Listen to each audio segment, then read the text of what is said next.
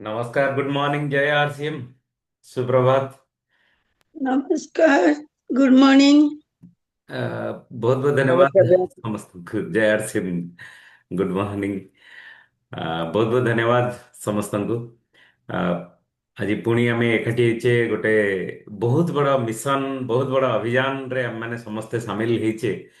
ତ ସେ ଅଭିଯାନର ନାଁ ହେଉଛି ସ୍ୱାସ୍ଥ୍ୟ କ୍ରାନ୍ତି ଅଭିଯାନ। ये स्वास्थ्य क्रांति अभियान ର ବହୁତ ବଡ଼ ବଡ଼ ଷ୍ଟେପ୍ ଆମେ ନଉଛେ, ବହୁତ ବଡ଼ ବଡ଼ କାମ ଆମେ କରୁଛେ। ପୁରା ଭାରତବର୍ଷ ଯୋଉଠି ରୋଗାଗ୍ରସ୍ତ ହବାକୁ ଯାଉଛି, ଆମେ ସେଠି ରୋଗମୁକ୍ତ କରିବାକୁ ଯାଉଛେ। ତ ଚାहे କୌଣସି ବି ରୋଗ ହଉ, ତ ଆମର ସିଡ୍ସକୁ ସିଡ୍ସର ଫର୍ମୁଲାକୁ ଆମେ ଉପଯୋଗ କରିକି ଆମେ ବହୁତ ତାର ଭାରତବର୍ଷକୁ ରୋଗମୁକ୍ତ କରିବା ପାଇଁ ଯୋଉ ପ୍ରକାରର ସଂକଳ୍ପ ନେଇଛେ, ଆଉ ସକାଳୁ ସକାଳୁ ପ୍ରତ୍ୟେକ ଦିନ ଆମେ ବସୁଛେ ଆଉ ସେ ସଂକଳ୍ପକୁ ମନେ ବି ପକାଉଛେ। ତ ସେଥିଲାଗି ସମସ୍ତଙ୍କୁ ବହୁତ ବହୁତ ଧନ୍ୟବାଦ। ଆଉ କେବଳ ଆପଣ ନୁହେଁ, ଆପଣମାନଙ୍କ ମାଧ୍ୟମରେ ବି ହଜାର ହଜାର ଲୋକ ବି ଆଜି ସୁସ୍ଥ ହବାକୁ ଯାଉଛନ୍ତି। ତ ଆଜି ଗାମା ରାଇଜନାଲ କେତେ ପାୱାରଫୁଲ ପ୍ରଡକ୍ଟ, କେତେ ନ୍ୟାଚୁରାଲ ଆଣ୍ଟି ଅକ୍ସିଡେଣ୍ଟ ଆମକୁ ମିଳିଛି। ଗୋଟେ ଟିସି ସାର୍ କହିବା କଥା କି ଇଏ ଆମକୁ ଗୋଟେ ଅସ୍ତିତ୍ୱ, ଆମକୁ ଏତେ ବଢିଆ ଉପହାର ଦେଇଛି ଯେ ଯୋଉଥିରେ କି ତା ମାଧ୍ୟମରେ ଆଜି ଭାରତରେ ଆଉ କାହା ପାଖରେ ନାହିଁ, ଆମରି ପାଖରେ ହିଁ ଅଛି। ତ ସେଥିଲାଗି ଆମେ ମାନେ ଭାଗ୍ୟବାନ ମନେ ରଖିବା, ଭାବିବା ନିହାତି ଜରୁରୀ ତାକି ଆମ ପାଖରେ ଏତେ ବଢିଆ ପ୍ରଡକ୍ଟ ଆମ ପାଖରେ ଆଭେଲେବୁଲ ଅଛି, ଯାହା ମାଧ୍ୟମରେ କି ଆମେ ବହୁତ ବଡ ବଡ ରୋଗକୁ ବି ଦୂର କରିଦେଇ ପାରୁଛେ ସିଡ୍ସ ର ଫର୍ମୁଲାକୁ ନେଇକି। କାଲି ଯେମିତି ଟିସି ସାର୍ ଆମକୁ କହୁଥିଲେ ଯେ ଆମେ ପ୍ରତ୍ୟେକ ଜିନିଷକୁ କରିବା, ତ ସୁସ୍ଥ ରହିବାର ସବୁ ନିୟମକୁ ପାଳନ କରିବା। ଏ କେବଳ ଗାମା ଅରିଜିନାଲ ଖାଇଦେବ ହବନି। ତ ତା ପାଇଁ ଆମେ ସିଡ୍ସ ର ସବୁ ଫର୍ମୁଲାକୁ ଫଲୋ କରିବା। ଆଉ ସୁସ୍ଥ ରହିବା ପାଇଁ ଆମେ ତାକୁ ଅ, ବ୍ୟବହାର କରିବା ନିହାତି ଦରକାର। ଆଉ ବହୁତ ସାରା ପରିଣାମ ବି ଆପଣମାନେ ଜାଣି ସାରିଲେଣି, ବହୁତ ସାରା ପରିଣାମ ବି ଆପଣମାନଙ୍କର ଫ୍ୟାମିଲିରେ ହଉ କିମ୍ବା ଆପଣ କାହାକୁ ଦବାରେ ହଉ, ଏ ସବୁ ଅଲରେଡି ପାଇ ସାରିଲେଣି। ତ ବର୍ତ୍ତମାନ ଆମର କଥା ଆସୁଛି ଯେ ଆମେ ଯଦି ଗୋଟେ ମିଶନରେ ଆମେ ଆଗକୁ ବଢିଛେ, ଆମେ ସମାଜ ସେବା କରିବା ପାଇଁ ଆଗକୁ ଆସିଛେ, ତ ବହୁତ ସାରା ଲୋକଙ୍କର ବହୁତ ସାରା କଷ୍ଟକୁ ଦୂର କରିବା ପାଇଁ ଆମେ ଆସିଛେ।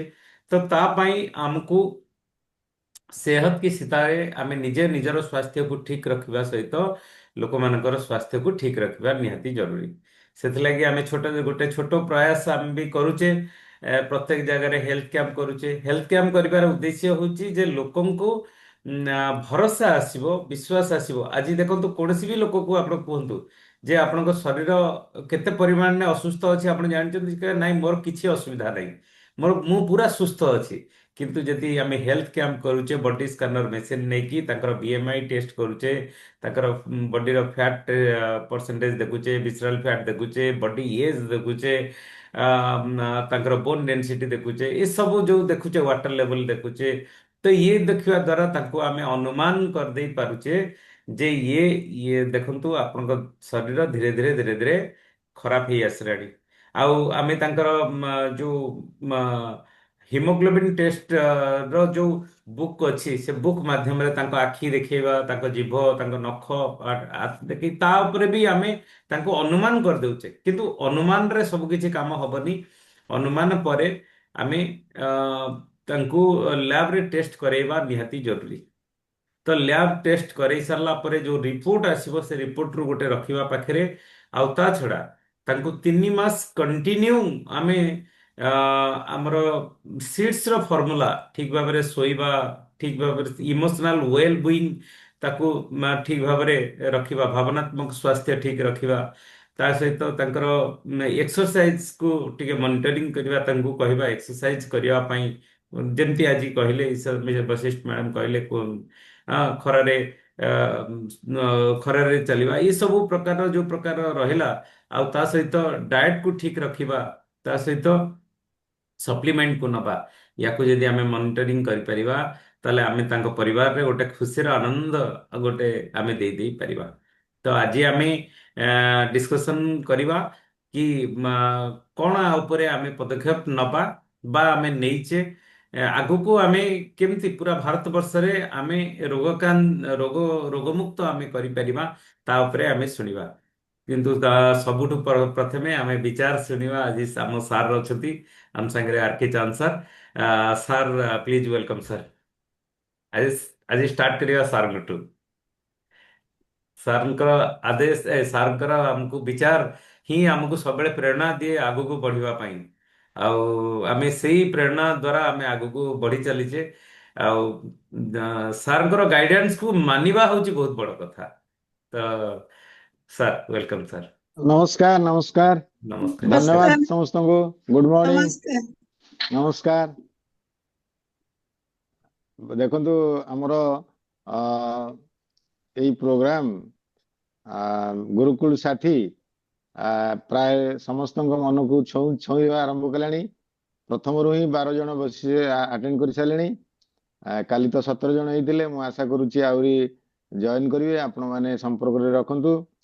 କାରଣ ଆମର ଏଇ ଗୁରୁକୁଳରେ ଯୋଉମାନେ ବାରବାର ଆମେ କହୁଛୁ ଯେ ଗୁରୁକୁଳରେ ଯୋଉମାନେ ବସି ପାରୁନାହାନ୍ତି କୌଣସି କାରଣ ଯୋଗୁ, ସେମାନଙ୍କୁ ଆପଣମାନେ କହନ୍ତୁ ଯେ ଏଇ ପ୍ରୋଗ୍ରାମରେ ବସିବେ। ଏଇ ପ୍ରୋଗ୍ରାମରେ ବସିଲେ ଗୁରୁକୁଳର ସାରାଂଶ ତ ଆମର ଏଥିରେ ଡିସ୍କସନ ହଉଛି। ଓଡ଼ିଆରେ ଡିସ୍କସନ ହଉଛି, ପୁଣି ହିନ୍ଦୀରେ। ଯଦି କାହାର ହିନ୍ଦୀର ପ୍ରୋବ୍ଲେମ ଅଛି, କାହାର ସକାଳୁ ଉଠିବାର ପ୍ରୋବ୍ଲେମ ଅଛି, ତାହେଲେ ସେମାନେ ଯେମିତି ହେଲେ ଏଇଥିରେ ବସନ୍ତୁ। ଦେଖନ୍ତୁ ସ୍ୱାସ୍ଥ୍ୟ କ୍ରାନ୍ତି ଆମର ଯୋଉ ଅଭିଯାନ ଆରମ୍ଭ ହେଇଛି, ଟିସିଜିଙ୍କର ମହାମାନ୍ୟ ଆମର ଟିସିଜିଙ୍କର ଏଇ ଯୋଉ ଅଭିଯାନ, ସେ ଲୋକଙ୍କର ଯେ ଏତେ ଉପକାର କରୁଛି, ଏତେ ଉପକାର କରୁଛି। ଯୋଉମାନେ ଗୁରୁକୁଳ ଆଟେଣ୍ଡ କରୁଥିବେ ସେମାନଙ୍କର ଲୋକମାନଙ୍କ ଯୋଉମାନେ ଆଟେଣ୍ଡ କରିଛନ୍ତି କରୁଛନ୍ତି, ସେମାନଙ୍କର ଯୋଉ ପ୍ରକାର ପ୍ରଶ୍ନ ପଚାରୁଛନ୍ତି, ତାଙ୍କର ଯୋଉ ଅଭ୍ୟାସ କରୁଛନ୍ତି, ସେମାନେ ଯୋଉ ପ୍ରକାର ଭାବରେ କେତେ ମାନେ ଆନ୍ତରିକତାର ସହିତ ସ୍ୱାସ୍ଥ୍ୟ ଚର୍ଚ୍ଚାରେ ଭାଗ ନେଉଛନ୍ତି ଏବଂ ନିଜର ଟିମକୁ ମଧ୍ୟ ସେମାନେ ନିଜ ଏ ବିଷୟରେ ପ୍ରାୟ କାଉନସିଲିଂ କରୁଛନ୍ତି। ତ ଇଏ ଗୋଟେ ମାନେ କଣ ଗୋଟେ ବିପ୍ଳବ ଆରମ୍ଭ ହେଇଗଲାଣି। ସ୍ୱାସ୍ଥ୍ୟ କ୍ରାନ୍ତିର ଗୋଟେ ବିପ୍ଳବ ଆରମ୍ଭ ହେଇଗଲାଣି, ସମସ୍ତଙ୍କ ମନକୁ ଛୁଇଁଲାଣି। ତେଣୁ ଆମେ ସେଇ ଅନୁସାରେ ସମସ୍ତଙ୍କୁ କହିବା, କାରଣ ସମସ୍ତଙ୍କର ସ୍ୱାସ୍ଥ୍ୟରେ କିଛି ନା କିଛି ସମସ୍ୟା ରହିଛି। ଆଉ ସେମାନେ ସେ ସମସ୍ୟାର ସମାଧାନ ର ସୂତ୍ର ଏଇଠି ପାଉଛନ୍ତି। ତାର ଆଉ ଗୋଟେ କଥା ହଉଛି କଣ, ଦେଖନ୍ତୁ ଆମର ମୁଁ ପ୍ରାୟ ଗୁରୁକୁଳରେ ତ ବହୁତ ଦିନରୁ ବସୁଛି। ପ୍ରାୟ 3 ବର୍ଷ ହେଲାଣି ମୁଁ ଆଟେଣ୍ଡ କରେ। କିନ୍ତୁ ସତ କଥା କଣ, ଏବେ ଆମର ଯୋଉ ଗୁରୁକୁଳ ସାଥୀ ଶତପଥୀ ଆରମ୍ଭ କରୁଛନ୍ତି, ସେଥି ଯୋଗୁ ମୁଁ ଗୁରୁକୁଳରେ ବସିବାଟା ଗୋଟେ ଡିସିପ୍ଲିନ ହେଇଯାଇଛି। ମୁଁ ଇନଡିସିପ୍ଲିନ ଭାବେ ବସୁଥିଲି। କେତେବେଳେ ବସୁଥିଲି କିନ୍ତୁ ଭିଡିଓଟା ଦେଖି ଦଉଥିଲି। ଦିନ ଭିତରେ କେତେବେଳେ ମୁଁ ଭିଡିଓ ଦେଖି ଦଉଥିଲି। ଆଉ ପ୍ରାୟ ସକାଳେ କେତେବେଳେ ବସି ପାରିଲିନି, ମର୍ଣ୍ଣିଂ ୱାକରେ ଯାଏ, କଥାବାର୍ତ୍ତା ବ୍ୟସ୍ତରେ କାମରେ ଥାଏ, କେତେବେଳେ ଦେଖୁଥାଏ, କେତେବେଳେ ଦେଖୁନଥାଏ, କେତେବେଳେ ଏମିତି ଚାଲୁଥିଲା। 2-3 ବର୍ଷ ଧରି ଏମିତି ଚାଲୁଥିଲା। କିନ୍ତୁ ଏବେ 2 ମାସ ହେଲାଣି ମୁଁ ବହୁତ ଡିସିପ୍ଲିନରେ ହେଇଯାଇଛି। ନିଶ୍ଚିତ ଭାବରେ ଗୁରୁକୁଳ ଦେଖୁଛି, ଆଉ ତାପରେ ଆପଣଙ୍କ ସହିତ ଆଲୋଚନା କରୁଛି। ବହୁତ ଭଲ ଲାଗୁଛି। ଏଇ ଅଭ୍ୟାସ ହେଇଗଲେ ମଧ୍ୟ ସମସ୍ତଙ୍କୁ ଭଲ ଲାଗିବ। ବହୁତ ବହୁତ ଧନ୍ୟବାଦ ସମସ୍ତଙ୍କୁ। ଆଉ ଗୋଟେ କଥା ମୁଁ କହୁଛି ଯେ ଦେଖନ୍ତୁ, ଆମେ ଯୋଉ ଶବ୍ଦ କହିବା, ସେ ଶବ୍ଦକୁ ବହୁତ ଚିନ୍ତା କରିକି କହିବା। ସେଥିପାଇଁ ମୁଁ ଏଇଟାକୁ ଏଇ ଯୋଉ କଥାଟାକୁ ମୁଁ ସବୁବେଳେ ଧ୍ୟାନ ଦିଏ। ମୁଁ ବହୁତ ଦିନରୁ, ପ୍ରାୟ ଅନେକ ଦିନରୁ ମତେ ମୋର ଜଣେ ଗୁରୁ ଜଣେ ଆମର ପରିବାରର, ସେ ମତେ କହିଥିଲେ, ସେଇଟାକୁ ଆପଣମାନେ ବି ଜାଣିପାରିବେ ଯେ ୱାଚ୍ ୟୋର ଥଟ୍ସ। ଆପଣ ସବୁବେଳେ ଆପଣଙ୍କର ଆପଣଙ୍କର ଚିନ୍ତାକୁ ଥଟ୍ସକୁ ଆପଣ ଧ୍ୟାନ ଦିଅନ୍ତୁ। କାରଣ ସିଏ ଆପଣଙ୍କର କଣ ହେଇଯିବ ନା ଶବ୍ଦ ହେଇଯିବ। ଯଦି ଆମର ଶବ୍ଦ ଠିକ ବାହାରୁଛି, ତାହେଲେ ଜାଣିବେ ଯେ ଆମର ବିଚାର ଠିକ ଅଛି। ଯଦି ଆମର ଶବ୍ଦ କାଜୁଆଲି ହଉଛି, ଖାମଖିଆଲି ହଉଛି, ଯେମିତି ସେମିତି କେମିତି ଗୋଟେ କହିଦବା, କରିଦବା, ତାହେଲେ ଆମର ବିଚାର କିଛି ଭୁଲ ହଉଛି। ତେଣୁ ସବୁବେଳେ ନିଜର ବିଚାରକୁ ଧ୍ୟାନ ଦିଅନ୍ତୁ। ତାପରେ ଆପଣଙ୍କର ଶବ୍ଦକୁ ଧ୍ୟାନ ଦିଅନ୍ତୁ, କାରଣ ସିଏ କଣ ହେଇଯିବ ନା ଆପଣଙ୍କର କାର୍ଯ୍ୟ ହେଇଯିବ। ଆମେ ଯୋଉ ଶବ୍ଦ କହିବା, ସେଇଟା ଆପଣଙ୍କର କାର୍ଯ୍ୟ ହେଇଯିବ। ସେଇ ଭଳିଆ ହିଁ କାମ ହେଇଯିବ। ତେଣୁ ଭୁଲ ଭାଲ ଶବ୍ଦ ଯଦି ଆମେ ଉଚ୍ଚାରଣ କରିବା, ତାହେଲେ ଭୁଲ ଭାଲ କାର୍ଯ୍ୟ ହେଇଯିବ। ତେଣୁ ଆପଣଙ୍କର ପୁଣି କାର୍ଯ୍ୟକୁ ଆପଣଙ୍କ ଧ୍ୟାନ ଦିଅନ୍ତୁ। ଯୋଉ କାର୍ଯ୍ୟ ଆମେ କରୁଛେ, ସେ କାର୍ଯ୍ୟକୁ ମଧ୍ୟ ଠିକ ମତନ କେମିତି ହବ ସେଥିପାଇଁ ଧ୍ୟାନ ଦିଅନ୍ତୁ। କାରଣ ସେଇ କାର୍ଯ୍ୟଟା କଣ ହେଇଯିବ ନା ଅଭ୍ୟାସରେ ପରିଣତ ହେଇଯିବ। ଏଇ ଗଲତ ଆଦତ ସହି ଆଦତ ମାନେ ଅଭ୍ୟାସ ତ ମଣିଷ ତ ଅଭ୍ୟାସ ନ ଆରସିଏମ ବିଜନେସ ଇଏ ମାନେ ସକ୍ସେସ ର କାରଣ ହଉଛି ହାବିଟ୍ସ। ହାବିଟ୍ସ ଯାହାର ଭଲ ହେଇଯାଇଥିବ ସେ ଆରସିଏମ ବିଜନେସ ରେ ନିଶ୍ଚିତ 100% ସେ ସକ୍ସେସ ହବ। ଏଥିରେ ମୋର ଏଇ 20 ବର୍ଷର ଅନୁଭୂତିରେ ମୁଁ ଦେଖୁଛି ଆଉ ଆମର ସମସ୍ତଙ୍କୁ ଷ୍ଟଡି କରୁଛି ଅବଜର୍ଭ କରୁଛି ଯାହାର ଅଭ୍ୟାସ ଆରସିଏମ ସିଷ୍ଟମ ସହିତ ସାମଞ୍ଜସ୍ୟ ରହିବ ସିଏ ନିଶ୍ଚିତ ଭାବରେ ଏଥିରେ ବହୁତ ବଡ କିଛି କରିବ। ତେଣୁ ଆପଣଙ୍କର କାର୍ଯ୍ୟକୁ ଧ୍ୟାନ ଦିଅନ୍ତୁ କାରଣ ସିଏ ରିପିଟ ଯେତେବେଳେ ହେଇଯିବ ସେ ଅଭ୍ୟାସରେ ପରିଣତ ହେଇଯିବ। ଆପଣଙ୍କର ଅଭ୍ୟାସକୁ ଧ୍ୟାନ ଦିଅନ୍ତୁ। ଆପଣଙ୍କର ଅଭ୍ୟାସଟା ଯଦି ଠିକ ରହିବ ତାହେଲେ ଆପଣଙ୍କର ଚରିତ୍ର ଠିକ ରହିବ। ସେ ଚରିତ୍ର ମାନେ କଣ ନିଜର କାର୍ଯ୍ୟକଳାପ ଅନେଷ୍ଟି ରହିବା, ଇମାନଦାରୀ ଭାବରେ କାର୍ଯ୍ୟ କରିବା, ଇମାନଦାରୀ ଭାବରେ କଥା କହିବା, ସବୁଥିରେ ଇମାନଦାରୀ ରହିବା, ସେଇଟା ହଉଛି ନିଜର ଚରିତ୍ର ଯଦି ଠିକ ହେଇଗଲା ଆମର ଡେଷ୍ଟିନି ଆମର ଭାଗ୍ୟ ମଧ୍ୟ ବଦଳିଯିବ। ତେଣୁ ସବୁ ନିର୍ଭର କରେ ଆମର ଚିନ୍ତାଧାରା ଉପରେ।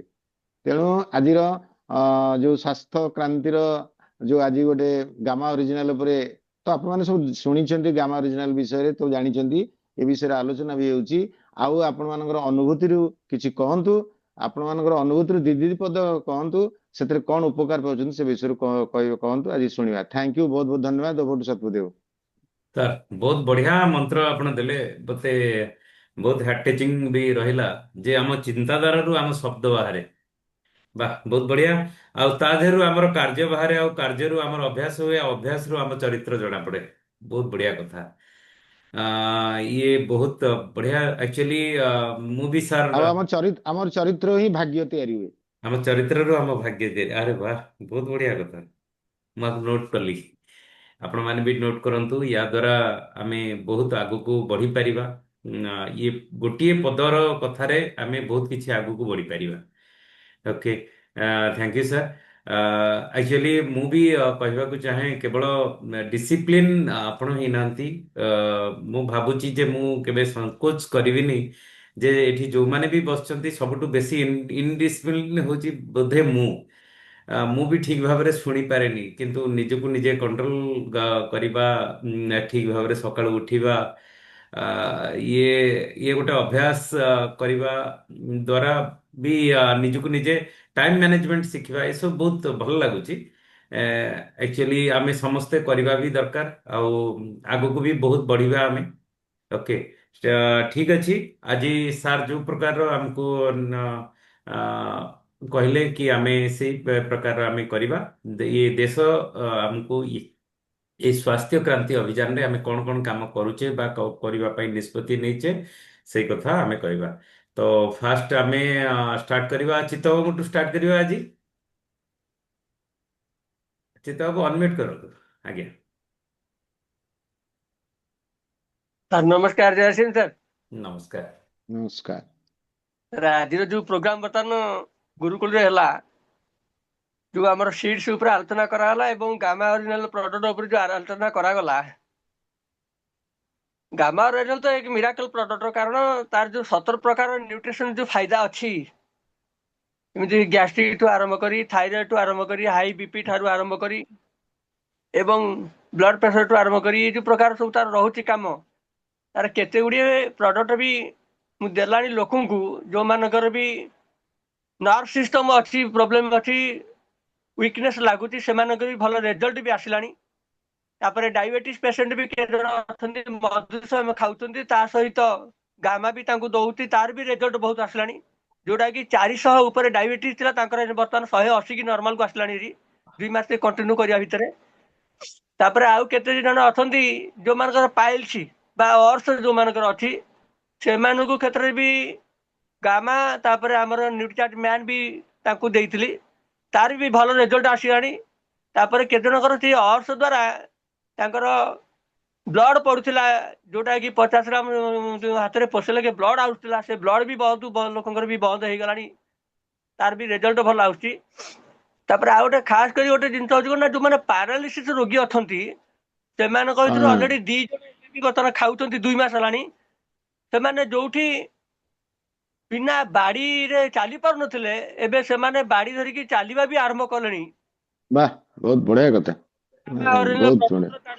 ରେଜଲ୍ଟ ଏତିକି ଦମଦାର ରେଜଲ୍ଟ ଏବଂ ତାକୁ ଆଖି ହୁଁ ଆଗରେ ରଖି ବର୍ତ୍ତମାନ ବି ଅଲରେଡି ପ୍ରତି 2 ଦିନ 3 ଦିନ ଅନ୍ତରରେ ବି ଗୋଟେ ଗୋଟେ ଏରିଆକୁ ଯାଉଛି। ମୋର ବଡି ସ୍କାନର ମେସିନ ବି ଅଛି ପାଖରେ, ମୁଁ ନିଜେ ଯାଉଛି। ମୋ ସାଥିରେ କେହି ଯାଆନ୍ତୁ ନ ଯାଆନ୍ତୁ ମୁଁ ନିଜେ ବି ଯାଉଛି, ହେଲ୍ଥ ଚେକଅପ୍ କରିକି ଆସୁଛି।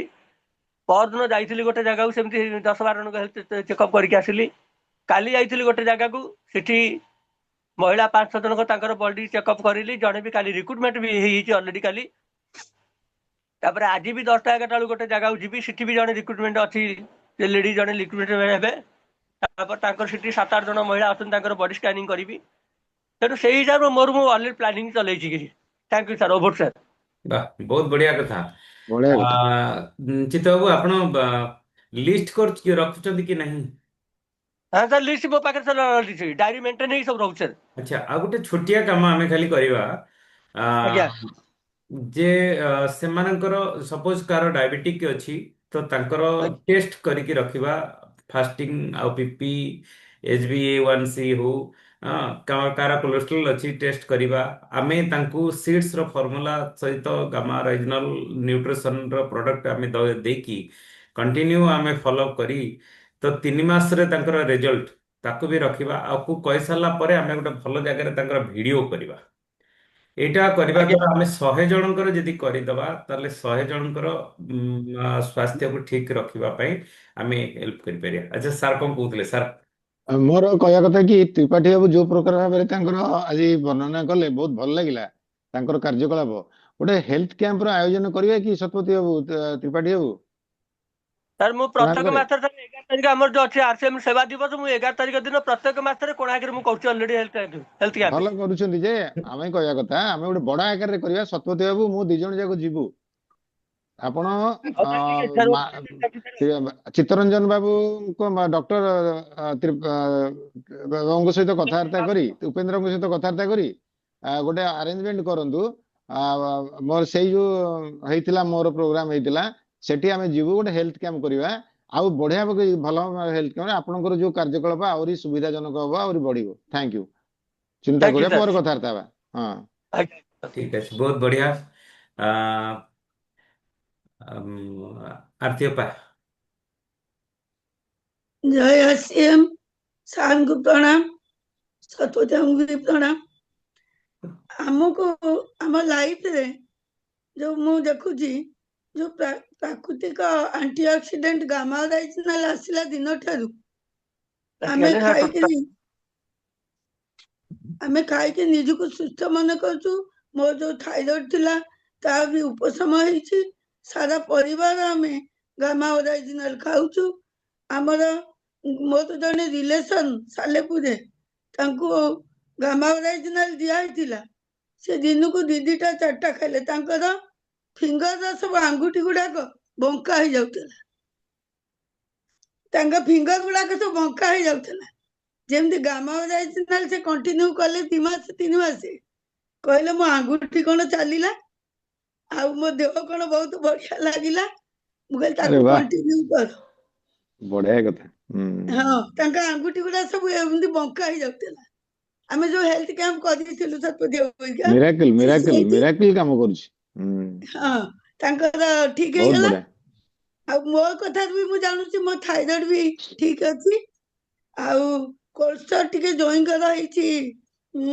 जो जोई आसुचंती एबे कनाडा रु आज आसी पहुंच गले नि दर। आसिले एथर तांकू सतपथी बसैबी, सब कथा बता करेबी। तांकू गला बेले गामा ओरिजिनल 10-12टा एकाथर देते। କିନ୍ତୁ ଆପଣ ହେଲ୍ଥ କ୍ୟାମ୍ପ କରନ୍ତୁ ଏଇ ଲାଷ୍ଟ ଆଡିକି, ଯୋଉ ଗତ ମାସରେ କରିଥିଲେ। ଯେମିତି ହେଲେ କରନ୍ତୁ ମ୍ୟାଡାମ, ଏଇଟା ବହୁତ ଜରୁରୀ। ଆପଣ ଯେମିତି ଭାବରେ କରିଥିଲେ ଚେଷ୍ଟା କରନ୍ତୁ। এটা ଖୋର୍ଦ୍ଧାରେ ଆମେ କଥାବାର୍ତ୍ତା ହେଇଛୁ, ସେମାନେ କୁଆଡେ ଇଣ୍ଟରେଷ୍ଟେଡ ଅଛନ୍ତି। ଏଇ ନା ନା ଦିନେ ନା, 2 ଦିନ ଭିତରେ ଖୋର୍ଦ୍ଧାରେ କରନ୍ତୁ। ମୋ କଥା ଟିକେ ଶୁଣନ୍ତୁ, ଖୋର୍ଦ୍ଧାରେ କରନ୍ତୁ। କିନ୍ତୁ ଭୁବନେଶ୍ୱରରେ ଯୋଉ କରିଥିଲେ ଯୋଉଠି, ସେଇଠି ସେଇ ଲୋକମାନଙ୍କୁ ଆଉ ଥରେ ଡାକି କରନ୍ତୁ। ତାହେଲେ ଆପଣଙ୍କର ବହୁତ ଭଲ ହବ। ମୁଁ କହୁଛି, ସିଷ୍ଟମ କହୁଛି ଆପଣଙ୍କୁ। ଆପଣ ଆଉ ଥରେ ଚେଷ୍ଟା କରନ୍ତୁ। ଡିସେମ୍ବର ଲାଷ୍ଟ ଭିତରେ ଗୋଟେ ଦିନ ଏବେଠୁ ଆରମ୍ଭ କରିଦିଅନ୍ତୁ। ଯୋଉ ଏବେ ଲୋକମାନେ ଆସିଥିଲେ ସେମାନଙ୍କୁ ପୁଣି ଥରେ କଲ୍ କରନ୍ତୁ। ମୁଁ ଯିବି, ଶତପଥୀ ବାବୁ ଯିବେ, ମୁଁ ଯିବି, ଆମେ ଯିବୁ। କିନ୍ତୁ କରନ୍ତୁ। ତାହେଲେ ଦେଖିବେ ଆପଣଙ୍କର ଠିକ ସିଷ୍ଟମରେ କାମ ହବ ଆଉ ଭଲ ଡେଭଲପମେଣ୍ଟ ହବ ଯାହା ଆପଣ ନା ଚିନ୍ତା ମେନ୍ କରିବେ। ଏଇ ମାସ ଲାଷ୍ଟ ମୁଁ ଆଉ କରିପାରିବିନି, କାହିଁକି ନା ଝିଅ ହେରିକା ଆସିଯିବେ, ଟିକେ ମୁଁ ବିଜି ରହିଯିବି। ସତ ସାର୍ ସାର୍ ପଦେ କହିବି ଯେ ବୟସ ଅଧିକା ହେଲାଠୁ ବୋଧେ ଅପା ଭୁଲି ଯାଉଛନ୍ତି। ଶନିବାର ଦିନ ପୁଣି ଶନିବାର ଦିନ ଗୋଟେ ଅର୍ଗାନାଇଜ ହେଇଛି ଆମର। ହଁ, ୱେଲକମ୍ ମିଟିଂ ଗୋଟେ ଅଛି ନାଇଁ ଶନିବାର। ୱେଲକମ୍ ନାଇଁ, ଶନିବାର ଦିନ ଗୋଟେ ଅର୍ଗାନାଇଜ ହେଇଛି। ଗୋଟେ ହେଲ୍ଥ କ୍ୟାମ୍ପ ହବ ବରମୁଣ୍ଡାରେ। ସେ ଗୋଟେ ମନ୍ଦିରରେ ହବ। ତାକୁ ମିତାଞ୍ଜଳି ମ୍ୟାଡାମ ତାକୁ ଠିକ କରିଛନ୍ତି। ନାଇଁ ନାଇଁ, ମୁଁ କହିବାକୁ ଭୁଲି ଯାଇଛି। ତାହେଲେ ନାଇଁ, ସେଇ ସାର୍ ଯୋଉ ବି ଗତ ଥରକ ଅଛନ୍ତି। ଯୋଉ ଗତ ଥରକ ଯୋଉ ଲୋକମାନଙ୍କୁ ଡାକିଥିଲେ ସେଇ ତ ସେଇଠିକର, ତେଣୁ ସେଇ ଲୋକମାନଙ୍କୁ ଆଉ ଥରେ ଡାକନ୍ତୁ ନା। ଆପଣ ନାଇଁ, ଏଇଟା ଦେଖନ୍ତୁ ଏଥିରେ ଶୁଣନ୍ତୁ ସାର୍, ପ୍ର- ଡୁମୁଡୁମାରେ ଗତ ଥରକ ଡୁମୁଡୁମାରେ ହେଇଥିଲା। ଏଥରକ ବରମୁଣ୍ଡାରେ ଆମେ ସେ ମନ୍ଦିରରେ ଆମର ମିତାଞ୍ଜଳି ମହାନ୍ତି ଆରେଞ୍ଜ କରିଛନ୍ତି। ଡୁମଡୁମାରୁ ଆଉ ଏ ଜାଗା ଭିତରେ ଡିଫରେନ୍ସ କେତେ ବହୁତ କେତେ ବାଟ? କମ ବାଟ, ବହୁତ କମ ବାଟ, 3 ତାହେଲେ କିଲୋମିଟର। ତାହେଲେ ଇନଫରମେସନ ତ ଦିଅନ୍ତୁ ସେଇ ଲୋକମାନଙ୍କୁ, ତାହେଲେ ଏର ଗୋଟେ ଭ୍ୟାଲ୍ୟୁ ରହିବ। ଆଉ ଆମର ସିଷ୍ଟମ ର ଭ୍ୟାଲ୍ୟୁ ରହିବ, ହେଲ୍ଥ କ୍ୟାମ୍ପ ର ଭ୍ୟାଲ୍ୟୁ ରହିବ ଯେ ସାର୍ ଆଉ କିଛି ଶୁଣନ୍ତୁ, ଏମିତି ଆମର ଚାଲିଛି। ସାର୍ ଶୁଣନ୍ତୁ, ଯୋଉମାନେ ଆସିଥିଲେ ଆମ ଠିକ ଘର ଅଛି, ଆମେ ପାଖରେ ପରେ କଥାବାର୍ତ୍ତା ହେବା। ହଁ, ପରେ କଥା ଟାଇମ ହେଇଯାଉଛି, ରଖିଲି। ହୁଁ। ଓକେ, ଠିକ ଅଛି, ବହୁତ ବଢିଆ କଥା। ମିତାଞ୍ଜଳି ମ୍ୟାଡାମ କୁହନ୍ତୁ। ସାର୍ ନମସ୍କାର। ନାଇଁ ସାର୍, ଚାନ୍ସନ୍ କୁ ବି ନମସ୍କାର। ସାର୍ ନାଇଁ, ନମସ୍କାର। କଣ ହେଲା କି ମନ୍ଦିର ମୁଁ ସବୁବେଳେ ଯାଏ ତ, ମତେ ନନା ମାନେ କହିଲେ କଣ ମା ତମେ ଗୋଟେ କରୁଛ, ଇଏ କରୁଛ, ଏମିତି କହିଲେ। ମୁଁ କହିଲି ନାଇଁ, ଏଇଠି ଗୋଟେ କରିବା। ଶନିବାର ରଖିଛନ୍ତି 11:30ରୁ 1:30। ଦେଖାଯାଉ ହୁଁ କଣ ହୁଁ ହଉଛି। ଆଉ ସେ ନନା ଜଣେ ନିଅନ୍ତି ସବୁ ଜିନିଷ, ଆଉ ସିଏ ବି ଇଣ୍ଟରେଷ୍ଟେଡ ଅଛନ୍ତି। ଆଉ ତାଙ୍କ ଘରଟା ସେମାନେ ରହୁଛନ୍ତି ସାର୍ ପଲାଶପଲ୍ଲୀ ନା କୋଉଠି ରହୁଛନ୍ତି। ସିଏ ବି କହୁଛନ୍ତି ଆଉ ଥରେ ସେଠି କରିବା ମା, ସେଠି ଲେଡିଜ ମାନଙ୍କୁ ନେଇକିରି କରିବା। ଦେଖାଯାଉ କାଲିର କଣ ମୁଁ ସକ୍ସେସ୍ ହଉଛି। ଆଉ ସାର୍ ଦେ- ଚାନ୍ସ ତ ଆସିବା ଦିଅନ୍ତି ମତେ, ମୁଁ ମ୍ୟାଡାମ ଜାଣିନି। ମିତାଞ୍ଜଳି ମ୍ୟାଡାମ ଶୁଣନ୍ତୁ।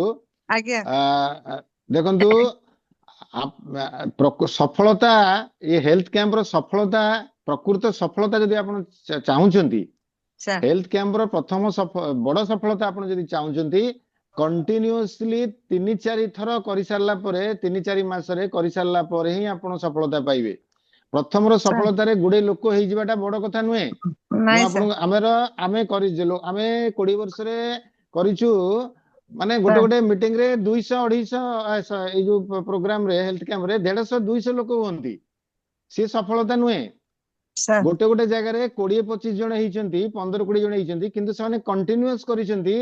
6 ମାସ ପରେ ତାଙ୍କ ଭିତରେ ବାହାରି ପଡିଛନ୍ତି, ମାନେ ଲିଡର ସବୁ ବାହାରିଛନ୍ତି, ସେମାନଙ୍କ ଭିତରେ ନ୍ୟୁଟ୍ରିସନିଷ୍ଟ ବାହାରିଛନ୍ତି, ସେମାନଙ୍କର ସବୁ ନ୍ୟୁଟ୍ରିଚାର୍ଜ ବିକ୍ରି ମଧ୍ୟ ବଢି ଯାଇଛି, ବିଜନେସ ଭଲ୍ୟୁମ ବଢି ଯାଇଛି 3-4 ମାସ ରେଗୁଲାର କରିବାରୁ। କିନ୍ତୁ ସାର୍ ସାର୍ ଥରେ 100-150 ଲୋକଙ୍କୁ କରିକି ଆମେ ବହୁତ କରିଛୁ, କିନ୍ତୁ ତାପରେ ସେମାନେ କରିନାହାନ୍ତି, ସାର୍ ଫଲୋ ଅପ୍ ସାର୍ କରିନାହାନ୍ତି। ସାର୍ ସାର୍ ସେ ଲାଭ କିଛି ହେଇନି। ସାର୍, ସଫଳତା ସାର୍ 3-4 ମାସ ପରେ ମିଳିବ। ସାର୍ ସାର୍ ସାର୍ ଆମକୁ ଆଶୀର୍ବାଦ ଦଉନାହାନ୍ତି। ଆଶୀର୍ବାଦ ରହିଛି। ଆୟୁଷ୍ମାନ ଭବନ୍ତୁ, ଆଜ୍ଞା ସାର୍, ଧନ ରଖିଲି ଧାନ୍ୟ ସାର୍, ଭବନ୍ତୁ। ନମସ୍କାର। ହବ ହବ ସାର୍, ବହୁତ ବଢିଆ କଥା। ଓକେ, ମନୋଜ ବାବୁ କୁହନ୍ତୁ। ଆଜ୍ଞା, ଅନମ୍ୟୁଟ କରନ୍ତୁ। ଜୟ ଆଚରଣ ସାର୍। ଆଜ୍ଞା, ଜୟ ସିଂ। ନିଶ୍ଚିତ ଆଜ୍ଞା, କ୍ୟାମ୍ପ ଏଇ ଯୋଉ କଥା କହିଲା ବେଳକୁ ମୋର ନିଶ୍ଚିତ ଗୋଟେ ମୁଁ ବି ହେଲ୍ଥ କ୍ୟାମ୍ପ କରିବି ଆଜ୍ଞା, ସୁକାନ୍ତ ବାବୁ ସହିତ କଥା ହେଇକିରି। ଆଉ ଏବେ ବି କଥା ହେଇଥିଲି ଦିନ ତଳେ ସୁଶାନ୍ତ ବାବୁ ଯେ ଆଉ ଗୋଟେ ହେଲ୍ଥ କ୍ୟାମ୍ପ କରିବା। ହେଲ୍ଥ କ୍ୟାମ୍ପ ଦ୍ୱାରା ନିଶ୍ଚିତ କିଛି ବହୁତ କିଛି ଜିନିଷ ଆଜ୍ଞା ଆମେ ଲୋକଙ୍କୁ ପ୍ରୋଭାଇଡ କରିପାରିବୁ। ତେଣୁ ବାହ, ନିଶ୍ଚିତ ଏଥିରେ ବହୁତ ମୁଁ ବଢିଆ ଏକମତ କଥା, ହେଲ୍ଥ ବହୁତ କ୍ୟାମ୍ପ। ବଢିଆ କଥା। ଆଜ୍ଞା କରନ୍ତୁ କରନ୍ତୁ, ମନରେ ମନରେ ଭାବନା ଆସିଛି ମାନେ କରନ୍ତୁ, ହେଲ୍ଥ କ୍ୟାମ୍ପ କରନ୍ତୁ, ଆଉ ତାକୁ ଆଜ୍ଞା ରେଗୁଲାର ପ୍ରତି ମାସରେ କରନ୍ତୁ। ଦେଖିବେ ନିଶ୍ଚିତ ଆଜ୍ଞା ଚମତ୍କାର କାମ ହବ, ଲୋକଙ୍କର ଉପକାର ହବ। ଲୋକଙ୍କର ଉପକାର ହେଲେ ଅଟୋମେଟିକଲି ଭଗବାନ ଆପଣଙ୍କୁ ଆଶୀର୍ବାଦ ଦେବେ। ଆଉ କିଛି ମାନେ ଏଥିରେ ଦି କଥା କିଛି ନାହିଁ। ଆଜ୍ଞା ଆଜ୍ଞା, ଜୟ ଆଶ୍ରୀ ମତେ। ସାର୍ ମୁଁ କହିବି, ମନୋଜ ବାବୁଙ୍କର ସେବା ମନୋବୃତ୍ତି ତ ତାଙ୍କର ପ୍ରଥମରୁ ଅଛି ସତ୍ୟ ସାଇ ବାବାଙ୍କର ସେବକ ହିସାବରେ ସିଏ ବହୁତ ସେବା କରୁଛନ୍ତି। ଆରେ ବାହ, ଆମକୁ ବହୁତ ବଢିଆ ତାକୁ କଥା। ଗୋଟେ ସେଇ ମନ୍ଦିରରେ ଆଜ୍ଞା କରିବି, ହେଲ୍ଥ କ୍ୟାମ୍ପଟା ହେଇ ମନ୍ଦିରରେ କରିବି। ଚାଲିଛି, କଥା ତ ଚାଲିଛି ଆଜ୍ଞା, କାଲି କରନ୍ତୁ କଥାବାର୍ତ୍ତା କରନ୍ତୁ। ଆରମ୍ଭ କରିଛି। ବହୁତ ସେବା ସିଏ କରନ୍ତି, ଗଛ ଲଗେଇବାଠୁ ଆରମ୍ଭ କରି ବହୁତ ବ୍ଲଡ ପ୍ରେସର ବହୁତ ସେବା କରନ୍ତି। Okay, thank you. ଏବେ ବି ଯାଇଥିଲେ ସତ୍ୟ ସାଇ ବାବାଙ୍କର ସେବା କରିବା ପାଇଁ କୋଉଠିକି ବାହାରକୁ ଯାଇଥିଲେ। ହୁଁ, ବହୁତ ବଢିଆ କଥା। Okay, thank you. କାର୍ତ୍ତିକ ବାବୁ କୁହନ୍ତୁ। କାର୍ତ୍ତିକ ବାବୁ। ସାର୍ ନମସ୍କାର, ଜୟ ସିଂ ଚାନ୍ଦ ସାର୍ଙ୍କୁ ନମସ୍କାର। ସାର୍ ମୁଁ ତ ନମସ୍କାର ନମସ୍କାର। ଆମ ଅରିଜିନାଲ ନ୍ୟୁଟ୍ରିଚେଜ ମ୍ୟାନ ଉପରେ କାମ କରୁଛି, ନ୍ୟୁଟ୍ରିଚେଜ ଓମେନ ଉପରେ। ଆଜି ବି ମାନେ ଜଣେ ହାର୍ଟ ପେସେଣ୍ଟ କୁ ଗାମା ଅରିଜିନାଲ ନ୍ୟୁଟ୍ରିଚେଜ ମ୍ୟାନ ଦେବାର ପ୍ରୋଗ୍ରାମ ରଖିଛି, ଗତକାଲି ଠାରୁ ପ୍ରୋଗ୍ରାମ କରିଛି। କାହିଁକିନା ସେ ଲୋକ ଅପରେସନ ହବା ପାଇଁ ଯିବାର ଅଛନ୍ତି, କିନ୍ତୁ ମୁଁ ତାଙ୍କୁ ମନା କରିଛି। ମୁଁ କହିଲି ଯେ ଗାମା ଅରିଜିନାଲ ମୁଁ ଦିଟା ଜିନିଷ ଦେବି, ସେଟା ୟୁଜ କରିକି 2-4 ଦିନ ୟୁଜ କରିକି ଦେଖନ୍ତୁ। ଆଉ ମୁଁ ବି ଜାଣିଛି ସେ କାମ କରିବ, 100% କାମ କରିବ। ଡୋଜ ବଢେଇକି ଦେବି, ଗାମା ଅରିଜିନାଲ 6ଟା ଲେଖା ଖାଇବାକୁ କହିବି, ଆଉ ନ୍ୟୁଟ୍ରିଚେଜ ନାଇଁ ନାଇଁ, ମ୍ୟାନ ସେ କହିବି। ଡକ୍ଟର କନସଲ୍ଟ କରୁଛନ୍ତି। ଶୁଣନ୍ତୁ କାର୍ତ୍ତିକ ବାବୁ, ଆପଣ ଗାମା ଅରିଜିନାଲ ଦିଅନ୍ତୁ, କିନ୍ତୁ ଆଜ୍ଞା ଡକ୍ଟର ତାଙ୍କୁ ଯାହା ଆଡଭାଇସ ଦଉଛନ୍ତି ସେ ସେଇ କଥା କରନ୍ତୁ। ଆପଣ ଗାମା ଅରିଜିନାଲ ଦିଅନ୍ତୁ, ହାର୍ଟ ରେ ସିଏ ବହୁତ ଉପକାର କରିବ। କିନ୍ତୁ ଆଜ୍ଞା ଡକ୍ଟର ସାର୍। ଯଦି ତାଙ୍କୁ କିଛି ଆଡଭାଇସ ଦଉଛନ୍ତି ଯେ ଅପରେସନ କରିବା ପାଇଁ, ଆପଣ ସେଥିରେ ମନା କରନ୍ତୁନି। ସେ ଡକ୍ଟର ଯାହା କହିବେ ସେଇଟାକୁ କରନ୍ତୁ। ଅପରେସନ ଆଜ୍ଞା ହେଇସାରିଲା ମଧ୍ୟ ଗାମା ଅରିଜିନାଲ, ସାହୁ ବାବୁଙ୍କର ଅପରେସନ ହେଇସାରିଛନ୍ତି, ଗାମା ଅରିଜିନାଲ ଖାଉଛନ୍ତି। ଅପରେସନ ଆଜ୍ଞା ହେଇଗଲେ ବି ଗାମା ଅରିଜିନାଲ ବହୁତ ଉପକାର କରିବ। କିନ୍ତୁ ଡକ୍ଟର ଯାହା ଆଜ୍ଞା ଆଡଭାଇସ ଦଉଛନ୍ତି ସେ ସେଇ କଥା ସେ କରନ୍ତୁ। ଆଜ୍ଞା ଆଜ୍ଞା। ବହୁତ ବଢିଆ। ହଁ ଆଉ ସାର୍, ଠିକ କଥା। ଡକ୍ଟରଙ୍କର ପରାମର୍ଶ ଯାହା ରହୁଛି ଆଗେ ତାକୁ ପ୍ରାୟୋରିଟିରେ ରଖନ୍ତୁ। ନାଇଁ ଆଜ୍ଞା ଶତପଥୀ ବାବୁ, ଶତପଥୀ ବାବୁ, ଅପା କୁହନ୍ତୁ। ତିଳତମାକୁ ଯୋଉ ଦିଆ ହେଇଥିଲା ଗାମା ଅରିଜିନାଲ, ସିଏ ଆଜ୍ଞା। ଡକ୍ଟର କନସଲ୍ଟ କଲା ଆମ ଯୋଉ କ୍ୟାନ୍ସର ହସ୍ପିଟାଲରେ। ତାର ଏବେ କେମୋ ଚାଲିଛି। ଡକ୍ଟର କହିଲେ after chemo you can take this gamma original. ବାହ, ବହୁତ ବଢିଆ ନାଇଁ କଥା। ନାଇଁ, ଠିକ ବାହ କଥା। ବାହ ବାହ। ଆକ୍ଚୁଆଲି ଦେଖନ୍ତୁ, ଡକ୍ଟର ରାହୁଲ ଭାର୍ଗବ ଙ୍କର ଭିଡିଓ ମୁଁ ଯଦି ଭାରି ଆମେ ଖୁସି। ଦେଖେଇବା ତାହେଲେ ସେମାନେ ତାକୁ ଟିକେ ଷ୍ଟଡି କରିବେ।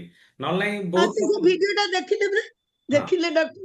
ହଁ, ତାଙ୍କର ମୁଁ ସାଇଣ୍ଟିଫିକାଲ ପଠେଇଥିଲି। ଟର୍ମ କହୁଛନ୍ତି। Doctor Rahul Bhargav Fortis memorial hospital ବହୁତ ବଡ ହସ୍ପିଟାଲ, ସେ ଗୋଟେ ଦିଲ୍ଲୀର। ମୁଁ ବି ଯାହା ସେଠି। ଗୋଟେ ଭଲ କାମ ହେଲା, ହଁ, ଦବାର କିଛି ଗୋଟେ ସୁସ୍ଥ ସଫଳତା। ହେଇଯାଆନ୍ତୁ। ସେ ଯଦି ଆଗରୁ ଆମ କଥା ମାନେ ଟିକେ ବିଶ୍ୱାସ କରିଥାନ୍ତେ, ଏତେ ଅସୁବିଧା ହେଇନଥାନ୍ତା। ଖାଲି କାନ୍ଦିକି କହିଲା, ମୁଁ ଯଦି ଭଲ ହେଇଯିବି ମୁଁ ଆରସିଏମ ନିଜକୁ ସମର୍ପିତ କରିବି। ଆରସିଏମ ରେ ମିନ୍ସ ଲୋକଙ୍କର ସେବା କରିବାରେ ନିଜକୁ ହେଲ୍ପ କରିବା। ହଁ, ଓକେ, ଆଉ ବହୁତ ଭାରି ବଢିଆ କଥା। ସେବା ମନୋବୃତ୍ତି ଲୋକ। ଭଲ ତ ହେଇଯିବେ ନିଶ୍ଚୟ ସେବା କରି। ଓକେ, ପ୍ରବୀଣା ମ୍ୟାଡାମ କୁହନ୍ତୁ। ଅନମ୍ୟୁଟ କରନ୍ତୁ ମ୍ୟାଡାମ।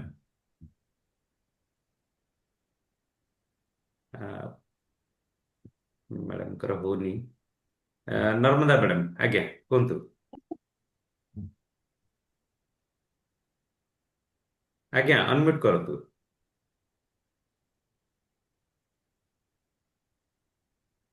ସାର୍ ନମସ୍କାର, ଚାନ୍ଦ ସାର୍ଙ୍କୁ ନମସ୍କାର। ଆଜ୍ଞା। ନମସ୍କାର ନମସ୍କାର। ହଁ ସାର୍, ମୁଁ ତ ଗାମା ଅରିଜିନାଲ ବର୍ଷେ ପରେ ଖାଇଲିଣି। ଆଗରୁ ମତେ ଟିକେ ସିଢି ଚଢିଲା ବେଳକୁ ଧଇଁ ସଇଁ ଲାଗୁଥିଲା, ଆଉ ସିଢି ଚଢିକି ଆସିକି ମୁଁ ଧଇଁ ସଇଁକି ବସି ପଡୁଥିଲି। ଆଉ ମୁଁ ଗୋଟେ ହାର୍ଟ ବି ପେସେଣ୍ଟ, ମୁଁ ବି ଅପରେସନ ହେଇଛି। କିନ୍ତୁ ଯେହେତୁ ଗାମା ଅରିଜିନାଲ ମୁଁ ବର୍ଷେ ହେଲା ଖାଇଲିଣି, ସିଢି ଚଢିଲା ବେଳେ ମତେ ଆଉ ଏତେଟା ଧଇଁ ସଇଁ ଲାଗୁନି। ଆଉ ମୁଁ ବାହ ବସରେ ବାହ, ବହୁତ ବଢିଆ ଘଣ୍ଟେ କଥା। ବି ବସି ହୁଁ, ପାରୁନଥିଲି, ମୁଁ ଏବେ 10-12 ଘଣ୍ଟା ବସିକିରି ବି ଜର୍ଣ୍ଣି କରିପାରିଛି। ସେଇଟା ଗୋଟେ ମୁଁ ନିଶ୍ଚିତ ଭାବରେ। ହୁଁ। ଅରିଜିନାଲର ସେଇଟା ଫଳ। ଆଉ ଗୋଟେ ସାର୍, ମୋର ପ୍ରଥମ ପ୍ରଧାନ ପ୍ରୋବ୍ଲେମ ହଉଛି ମତେ ରାତିରେ ଜମା ନିଦଟା ହିଁ ହଉନି। ମତେ ସେଇଟା ହିଁ ମୋର ଗୋଟେ ପ୍ରୋବ୍ଲେମ। ମତେ ନିଦ ହଉଛି ଯାଇକି ଭୋରକୁ, ତ ରାତି ଯାକ ମୁଁ ଜମା ଶୋଇପାରୁନି। ଗୋଟେ ଗାମା ପ୍ରୋବ୍ଲେମ, ଅରିଜିନାଲ ଆପଣ କେତେଟା କରି ଖାଉଛନ୍ତି? ମୁଁ 2ଟା ଲେଖା ଖାଉଛି। ଦେଖନ୍ତୁ, ଏଇ ଯୋଉ ନିଦ ହବା କଥାଟା, ମୋର ନିଦର ବହୁତ ଡିଷ୍ଟର୍ବାନ୍ସ ହଉଥିଲା, କିନ୍ତୁ ମୁଁ ଗାମା ଅରିଜିନାଲ ଦିଟା 4ଟା କରି ଖାଉଛି। ଆଉ ତାପରେ ଆପଣ କଣ କରିବେ, କାଲି ବି ଡିସ୍କସନ ହଉଥିଲା ଟିସି ସାର୍ ଜଣେ କହୁଥିଲେ, ଜଣେ ଯେ ଏଇଟା ବି ମୁଁ ଜାଣିଛି ଯେ ରାତିରେ ଶୋଇବା ପୂର୍ବରୁ ଉଷୁମ ପାଣିରେ ଟିକେ ଲୁଣ ପକେଇ ଦେଇକିରି ଆପଣ ଗୋଡ ତା ଭିତରେ ରଖିବେ, 5-7 ମିନିଟ 10 ମିନିଟ ଖଣ୍ଡେ ରଖିବେ, ଥଣ୍ଡା ମାନେ ଉଷୁମ କମିବା ପର୍ଯ୍ୟନ୍ତ। ଦେଖିବେ ସିଏ ନିଦ ସେଥିରେ ବହୁତ ଭଲ ହବ, ବହୁତ ବଢିଆ ନିଦ ହବ। କାଲି ଏ କଥା ବି ଡିସ୍କସନ ଥିଲା, ମୁଁ ବି ଏଇଟା ଜାଣିଛି, ପିଲାବେଳୁ ଜାଣିଛି ଏଇଟା। ଏଇଟା ତ ସାର୍ ମୁଁ ପ୍ରାୟ କରେ, କାହିଁକିନା ମୋର ପାଦତଳଟା ଦରଜ ହେଇଯାଏ। ସେଥିପାଇଁ ମୁଁ ଉଷୁମ ପାଣିରେ ଲୁଣ ଆଚ୍ଛା ଆଚ୍ଛା, ଦେଇକିରି ଲୁଣ ପକେଇ କରନ୍ତି, ଲୁଣ ଲୁଣ ପକେଇକିରି ପକେଇ। ମୁଁ ଅଧଘଣ୍ଟେ ଘଣ୍ଟେ ରଖେ, ହଁ ପ୍ରାୟ କରେ। ସେଇଥିରେ ଭଲ ହବ। ଆଉ ଆପଣ ଗାମା ଅରିଜିନାଲ ଦିଟା କରି ଖାଆନ୍ତୁ, ଆପଣଙ୍କୁ ଟିକେ ଅଧିକା ଦରକାର। ମୁଁ ନିଜର ତାହେଲେ ମୁଁ ଅନୁଭୂତିରୁ ତ କହୁଛି। ଦିଟା ଖାଉଛି। ହଁ ଠିକ ଅଛି, ହ୍ୱାଟ ହଁ ଇଜ ୱାଣ୍ଟେଡ? ଏଇଟା ତ ମୋର ପ୍ରୋବ୍ଲେମ, ଆଉ ତ କିଛି ନାହିଁ, ଆଉ ସବୁ ଠିକ ଠାକ ମୋର ଅଛି। ମୁଁ ତ ସକାଳୁ ସବୁବେଳେ ମର୍ଣ୍ଣିଂ ୱାକ୍ କରୁଛୁ, ମୁଁ ପ୍ରଭୁଣା ମିଶ୍ର, ଆମେ ସବୁଦିନ ସକାଳୁ ପ୍ରାୟ ଘଣ୍ଟାଟେ ମର୍ଣ୍ଣିଂ ୱାକ୍ କରୁଛୁ। ବହୁତ ବଢିଆ କଥା। ବାহ, ବହୁତ ଦେଖନ୍ତୁ ବଢିଆ ଆପଣ କଥା। ବି ଦେଖନ୍ତୁ ଆମେ ବି ନିଜକୁ ଭଲ ଫିଲ୍ କରୁଛେ, ସୁସ୍ଥ ଫିଲ୍ କରୁଛେ। ଆମେ ବି ଏଇ ସୁସ୍ଥ ବାର୍ତ୍ତାକୁ ଆମେ ଚାରିଆଡେ ବାଣ୍ଟିବା। ଆସନ୍ତା କାଲି ହେଲ୍ଥ କ୍ୟାମ୍ପ ରହୁଛି ଆପଣଙ୍କର ସେଇ ପାଖର ମନ୍ଦିରରେ। ସେ ମନ୍ଦିରରେ ବି ଆପଣ ଆଉ କାହାକୁ ଆଣିକି ବି ସୁସ୍ଥ କରିପାରିବେ। ମୁଁ ବି ନିଜେ ଯାଉଛି। ଆ, ସମାଜରେ ଯେମିତି ଅଧିକା ଲୋକ ଆସିବେ ମନେ ରଖିଥା। ହଁ, ଆମର ଉଦ୍ଦେଶ୍ୟ ହଉଛି ଯେ ଅନ୍ୟକୁ ସୁସ୍ଥ ରଖିବା। ଆମେ ସେଇଟା ହଉଛି ନିହାତି ଦରକାର ଆମକୁ।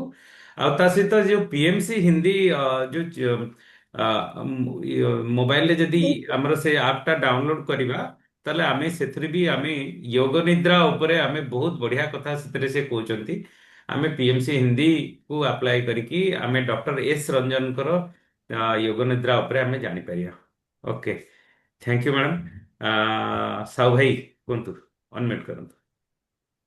ମୁଁ ଟିକେ ବାହାରେ ଅଛି, ସେଥିପାଇଁ କ୍ୟାମେରା ବନ୍ଦ କରିଥିଲି। ସେ ଯାହା ହଉ ଗାମା ଅରିଜିନାଲ ର ମିରାକଲ ରେଜଲ୍ଟ ମୋର ୱେଟ୍ ବି କମେଇ ଦେଇଛି। 2-4ଟା ଖାଇବା ଦ୍ୱାରା ୱେଟ୍ ବି କମି ଯାଇଛି। ଇଏ ଗାମାର ଗୋଟେ ବହୁତ ବଢିଆ ରେଜଲ୍ଟ।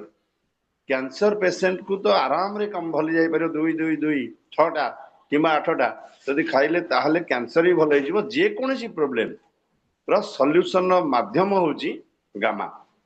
ତେଣୁ ଇଏ ଆପଣ ତ ସଲ୍ୟୁସନ, ଅପରେସନ ହାର୍ଟ, ଆପଣଙ୍କର ହାର୍ଟ ଅପରେସନ ହେଇଛି, ହାର୍ଟ ଅପରେସନ ପରେ ଆଜ୍ଞା ମୋର ଆପଣଙ୍କର ହାର୍ଟ ଗାମା ଅପରେସନ ହେଇଛି, କିନ୍ତୁ ବହୁତ। ମୁଁ ରେଗୁଲାର ଖାଉଛି। ମୋ ଡକ୍ଟରକୁ ପଚାରିବି ଖାଉଛି। ଏଇଟା ବହୁତ ବଢିଆ ହଁ, ଭଲ କାମ କରୁଛି ମୋର। ଯାହା ହଉ ସୁସ୍ଥ ଅଛି, ଯାହା ବି ଚଲାବୁଲା କଲେ ବି କିଛି ଅସୁବିଧା ନାହିଁ, ସିଡିରେ ଚଳିଲେ ବି କିଛି ଅସୁବିଧା ନାହିଁ। ଖବରଠୁ ବାହ, ସତ୍ୟଦେବ। ବହୁତ ବଢିଆ କଥା। ଓକେ, ବହୁତ ବଢିଆ କଥା। ନମିତା ମ୍ୟାଡ଼ାମ। ଆଜ୍ଞା ମ୍ୟାଡ଼ାମ, ଅନମ୍ୟୁଟ କରନ୍ତୁ।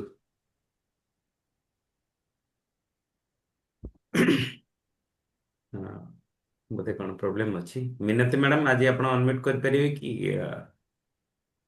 ଅନମ୍ୟୁଟ କରିପାରିବେ? ହଁ, ପ୍ରବୀଣା ମ୍ୟାଡ଼ାମ ଆପଣ କୁହନ୍ତୁ। ଆଜ୍ଞା ଆଜ୍ଞା, ଅନମ୍ୟୁଟ କରନ୍ତି। ଆଜ୍ଞା, ହଁ ସାର୍ ନମସ୍କାର। ନମସ୍କାର, ଆଜ୍ଞା ନମସ୍କାର। ଚାନ୍ଦ ସାର୍ଙ୍କୁ ନମସ୍କାର। ନମସ୍କାର ନମସ୍କାର। ନମସ୍କାର ସାର୍। ଗାମା ଆମ ଘରେ ବୋଧେ ଆମେ 4 ଜଣ କି 6 ଜଣ ଖାଉଛୁ। ଆଚ୍ଛା ଆଚ୍ଛା। ଗାମାର ଆଡଭର୍ଟାଇଜ ଆମରି କରିବ ସାର୍। ମୁଁ ବାହ, ଖାଏ, ସାର୍ ଖାଆନ୍ତି, ପୁଅ ମାନଙ୍କୁ ଦିଏ, ପିଲାମାନଙ୍କୁ ହଁ, ଦିଏ। ଆଜିକାଲି ଯୁଗରେ ଷ୍ଟେଜ ରେ କାହାର କଣ ହଉଛି, ତମେ ସବୁ 2-2ଟା 4ଟା ଖାଅ କହିକି ଆଚ୍ଛା ବୋହୂ ଆଚ୍ଛା। ମାନଙ୍କୁ ବି ଦିଏ। ମୁଁ କହି ସମସ୍ତେ ଖାଉ, ସମସ୍ତେ ହିଁ ଖାଉଛନ୍ତି ସାର୍। ସା- ମୋ କଥା ମାନେ ମାନିକି ବଡ ଖୁସି ହେଲ୍ଥ ଲାଗିଲା, କ୍ୟାମ୍ପ ଅଛି ବଡ ଖୁସି ଲାଗିଲା ମ୍ୟାଡାମ। ସାର୍ ଖାଉଛନ୍ତି ଶୁଣିକିରି ବହୁତ ଖୁସି ଲାଗିଲା। ସାର୍ ଆମଠୁ ଦୂରେଇ ଦୂରେଇ ସାର୍। ରହନ୍ତି, କିନ୍ତୁ ଗାମା ହଁ ଖାଉଛନ୍ତି, ବହୁତ ଭଲ ଲାଗିଲା। ଏ ଗାମା ନ ଖାଇଲେ ରହିବେ କୋଉଠି? ରହିବାକୁ ପଡିବନି ଏଠି ଯଦି ଗାମା ନ ଖାଇବ। ନାଇଁ ସାର୍ ଖାଲି, ସାର୍ ତ ସୁସ୍ଥ ବହୁତ ଭଲ। କୁହନ୍ତି। ସାରଙ୍କର ସବୁବେଳେ ହୁଁ, ସୁସ୍ଥ, ତାଙ୍କ ଦେହ କେତେ ଖରାପ ହୁଏନି। କିନ୍ତୁ ଗାମା ଖାଇଲେ, ମୁଁ ତାଙ୍କୁ ଆଜି ବତେଇଲି, ସେ ଗୀତ ଆଜି ଏତେ ସୁନ୍ଦର ଗୀତ ସେ ଦଉଛନ୍ତି, ସେ ସାରଙ୍କର ଗୀତ। ମୁଁ କହିଲି ଗୀତଟା ହଁ, ଦିଅନ୍ତୁ ଲାଷ୍ଟ ବେଳକୁ, ମୁଁ କହିଲି ଶୁଣ ଏ ଗୀତଟା ଶୁଣ। ମୁଁ ତାପରେ ଖାଲି ପୁଅ କାନ୍ଦିଲି ବୋହୂ ଲାଷ୍ଟକୁ। ମାନେ ବି, ହଁ ବୋହୂ ମାନେ ସେମାନେ ବି ଖାଆନ୍ତି। ହେଲ୍ଥ କ୍ୟାମ୍ପକୁ ମୁଁ କହିଲି ତମେ ଚାଲ ସବୁ, ସେଠି ଯାଇ ସେ ଟେଷ୍ଟ କରିବ। ସବୁ ଟେଷ୍ଟ କଲା ପରେ ସେମାନେ କହିବେ, ମୁଁ କାହିଁ କହିବି। ସେମାନଙ୍କୁ ସବୁ ହୁଁ, ନେଇକି ଶନିବାରକୁ ଯିବି ଭାବିଛି। ବାହ, ବହୁତ ବଢିଆ ଥ୍ୟାଙ୍କ ୟୁ କଥା। ସାର୍। ବହୁତ ବଢିଆ କଥା। ଆମେ 11ଟାରୁ 1 କରିବା, ବେଶୀ ସମୟ ବି କରିପାରିବାନି। ସମୟର ବାବୁ, ବହୁତ ଅଭାବ। ତାତ୍ପର୍ଯ୍ୟ, ଆଜ୍ଞା ଆଜ୍ଞା। କାଲି ହେଲ୍ଥ କ୍ୟାମ୍ପ ସେ ଗାନାଟା ଲଗେଇବେ ଆଗ। ନିହାତି, ନିହାତି। ହଁ ଆପଣ ସେ ଯାହାବି ଗାନଟା ପୁରା ଆଡଭର୍ଟାଇଜ ଆରମ୍ଭରୁ ଶେଷ ପର୍ଯ୍ୟନ୍ତ ଚାଲିଥିବ। ଆରେ ଏମିତି ଠିକ ଏମିତି। କରିବା। ଚିତ୍ତ ବାବୁ କ'ଣ କହୁଛନ୍ତି? ସେ ସବୁ ଟିକେ କୁହନ୍ତୁ, ସମୟ ଅଭାବ ଅଛି। ହଁ, ସୁକାନ୍ତ ସେ ମହାନ୍ତି ସବୁ ଅଛନ୍ତି, ସୁକାନ୍ତ ମହାନ୍ତି। ସୁକାନ୍ତ ବାବୁ, ସରି ସରି ସରି, ଚିତ୍ତ ବାବୁ ଟିକେ ରହିଯାଆନ୍ତୁ। ସୁକାନ୍ତ ବାବୁ ଆଜ୍ଞା ସାର୍। ଆଜ୍ଞା ଆଜ୍ଞା ଆଜ୍ଞା, କୁହନ୍ତୁ। ସାର୍ ସାର୍ ଜୟ ଶ୍ରୀ। ହୁଁ, ସାର୍ ଆଜି ତ ବହୁତ ବହୁତ ଗୁଡା ଟ୍ରେନିଂ ଥିଲା। ଆଉ ସାର୍ ଏ ଟ୍ରେନିଂ ଟା ସାର୍ ଯିଏ ନ ଦେଇଛି, ମୁଁ ଆଜି ସାର୍ ବାରମ୍ବାର ଥରେ ସାର୍ ମୁଁ ନିଶ୍ଚିତ ଦେଖିବି। ମାନେ ଟ୍ରେନିଂ ଏତେ ବଢିଆ ଜିନିଷ, ଟ୍ରେନିଂ ଥରେ ଆମେ କରିବା, ଆମର ନିଜର ମାଇଣ୍ଡ ସେଟଅପ୍ ହେଇଯିବ। ଆମର ମାଇଣ୍ଡ, ଆମ ଟିମରେ ସେଟା ମୁଁ କହିବି, ମାନେ ଥରେ ସାର୍ ନିଶ୍ଚିତ ଦେଖିବେ, ଯେତେବେଳେ ନୂଆ ନୂଆ ଲୋକ ଜଏନ୍ କିଛି କରିବେ। କରିଛନ୍ତି କି ଆଜି ଗାମା ଯୋଉ ଅରିଜିନାଲ, ଗାମା ଅରିଜିନାଲ ଉପରେ ଆପଣଙ୍କର କିଛି କାମ କରିଛନ୍ତି କି? ହଁ ନିଶ୍ଚିତ, ଗାମା ସାର୍ ମୋର ବହୁତ ରେଜଲ୍ଟ ଅଛି। ଆଉ ଗାମାରେ ମୁଁ ତ ବହୁତ ଗୁଡା ସେଲ୍ କରୁଛି। ଗାମା ମୋର ଦେଇଥିଲେ, ଆମର ଥାଇରଏଡ ପେସେଣ୍ଟ ଆମର ଦେଇଥିଲେ, ଆମର ରାଉରକେଲାରେ। ସେଟା ବହୁତ ଗୁଡା ରେଜଲ୍ଟ ସେମାନେ ତାଙ୍କର ଥାଇରଏଡ ତାର ଲାଇଫ ଟାଇମ ମେଡିସିନ ଡକ୍ଟର ଖାଇଥିଲେ ବୋଲି କହିଥିଲେ, କିନ୍ତୁ ବର୍ତ୍ତମାନ ଦେଖନ୍ତୁ ସେ ମେଡିସିନ ତାଙ୍କର ମୁଁ ତାଙ୍କୁ କହିଥିଲି ଏତେ ବିଶ୍ୱାସ ଦେଖେଇଥିଲି, ମୁଁ କହିଲି ଡକ୍ଟର ମେଡିସିନ ଖାଇକି ଆମର ଗାମା ଅରେଜନ ଭେଜ ଏକ୍ସପାଇରି ଦେଇଥିଲି ତାଙ୍କୁ ଥଣ୍ଡା ଫଣ୍ଡା ଯେହେତୁ ରହୁଥିଲା, ସେ ଖାଇଲା ଭିତରେ ତାଙ୍କର 4 ମାସରେ ରିପୋର୍ଟ ବାହାରିକି ତାର ନର୍ମାଲ ଆସିଗଲା। ସେ ଡକ୍ଟର ବି ଆଶ୍ଚର୍ଯ୍ୟ, ମୁଁ ତାଙ୍କୁ କହିଥିଲି ଡକ୍ଟର ମେଡିସିନ ଖାଇକି ଏଟା ଖାଇବା ଦରକାର। ଆଉ ସାର୍ ମୁଁ ତ ବହୁତ ପେସେଣ୍ଟ ମୋର ପେସେଣ୍ଟ ମାନଙ୍କୁ ମୁଁ ତ ଗାମା ଅରେଜନ ପରେ ରେକମେଣ୍ଡ ସେମିତି କରେ। ଆମେ ଘରେ ନିଜେ ରେଜଲ୍ଟ କରୁଛୁ, ଆମର ବାପା ବୋଉ ଆଉ ମିସେସ୍ ଆଉ ମୁଁ ନିଜେ ଆମେ ରେଜଲ୍ଟ ଆମେ ନିଜେ ଖାଉଛୁ, ନିଜେ ବି ଆମେ ବେଟର ଫିଲ୍ କରୁଛୁ। ମୁଁ ବୋଉର ସିଭିୟର ଗ୍ୟାସ୍ ଥିଲା, ବାପା ସିଭିୟର ଗ୍ୟାସ୍ ଥିଲା, ଗାମା ଅରେଜନ 2ଟା ଖାଇଲା ଭିତରେ ତାଙ୍କର ଗ୍ୟାସ୍ ମେଡିସିନ ଆମ ଘରେ ବନ୍ଦ ଅଛି। DSR ଖାଉଥିଲେ ରେଗୁଲାର, DSR ତାଙ୍କର ବନ୍ଦ ହେଇଯାଇଛି। ତା ସହିତ ଢେଙ୍କାନାଳରେ ଆମର ଜଣେ ପେସେଣ୍ଟ ଥିଲା, ତାଙ୍କର ଆଣ୍ଠୁଗଣ୍ଠି ସେ 4 ମାସ ହେଲା ଖାଇଲେଣି, ବିଜେ ଖାଇଲେଣି, ଭେଜ ଗାମା SY ଖାଇଲେଣି, ତାଙ୍କର ସାର୍ ଅଣ୍ଠି ତ ଟିକେ ଧୀରେ ଧୀରେ ଯେହେତୁ ତାଙ୍କର କ୍ୟାଟଲେଜ 70% ନଷ୍ଟ ହେଇଯାଇଛି, ସେ ଧୀରେ ଧୀରେ ରିକଭରି ତାଙ୍କୁ ସେଇଟା କହିଛି, କିନ୍ତୁ ସେଟା ଖାଇଲା ଭିତରେ ତାଙ୍କର ଗ୍ୟାସ୍ ବନ୍ଦ ହେଇଯାଇଛି। ପ୍ଲସ୍ ତାଙ୍କର ଯୋଉ ଗୋଡରେ ଶିର ଯୋଉ ସାର ମେଞ୍ଚେ ମେଞ୍ଚେ ହେଇଯାଏନି, ସେଟା ବି ସାର୍ ତାଙ୍କର ଇମ୍ପ୍ରୁଭ ହେଇଯାଇଛି। ଆଉ ତାଙ୍କର ଥଣ୍ଡା ସବୁବେଳେ ରହୁଥିଲା। SY ଖାଇବା ଦ୍ଵାରା ଆମର ଥଣ୍ଡା ଫଣ୍ଡା ଛିଙ୍କ ଫିଙ୍କ ତାଙ୍କର ଯୋଉ ଆଦିମା ଭଳିଆ ଯୋଉ ତାଙ୍କର ଯୋଉ ପେଲି ହବା ଥଣ୍ଡା ଫଣ୍ଡା ପଡିଲେ ତା ଯୋଉ ଧଇଁସଇଁ ହବାଟା ସେଇଟା ତାର କମି ଯାଇଛି। ମାନେ ସାର୍ ଦେଖନ୍ତୁ, ଆପଣ ଗୋଟେ ଜିନିଷ ଦେଇଥିବେ ଭଲ କରିବା ପାଇଁ, କିନ୍ତୁ ତାର ଏମିତି ରେଜଲ୍ଟ ଆସୁଛି, ଆପଣ ତାର ଆଉ ଗୋଟେ ଜିନିଷ ବି ଆପଣ ରେଜଲ୍ଟ ପାଇପାରିବେ। ବହୁତ ଗୁଡା ରେଜଲ୍ଟ ସାର୍ ତାର ଅଛି, ତାର ଟେଷ୍ଟିମୋନିଆଲ ମୋ ପାଖରେ ବହୁତ ଗୁଡା ଅଛି। ଆଉ ମୁଁ ତ ସାର୍ ପେସେଣ୍ଟ ଆସିଲେ ସମସ୍ତଙ୍କୁ ରେଜଲ୍ଟ ମାନେ ସମସ୍ତଙ୍କୁ ଦଉଛି। ଏ ଛୋଟ ପିଲା ଆସିଲେ ତାଙ୍କର ଯାହାର ଫ୍ରାକ୍ଚର ହଉଛି, ମୁଁ କ୍ୟାଲସିୟମ ଆଉ ଟାବଲେଟ କି ଆଉ ତାଙ୍କ ସିରପ ଲେଖୁନି, କେବଳ କିଟ୍ସ ବି ସେମାନଙ୍କୁ ମୁଁ ରେକମେଣ୍ଡ କରୁଛି। ଗୋଟେ ମାସରେ ମୁଁ 10ଟା 12ଟା ବି କିଟ୍ସ ମାନେ ରେକମେଣ୍ଡ କରିପାରୁଛି। Thanks sir. ବହୁତ ବଢିଆ।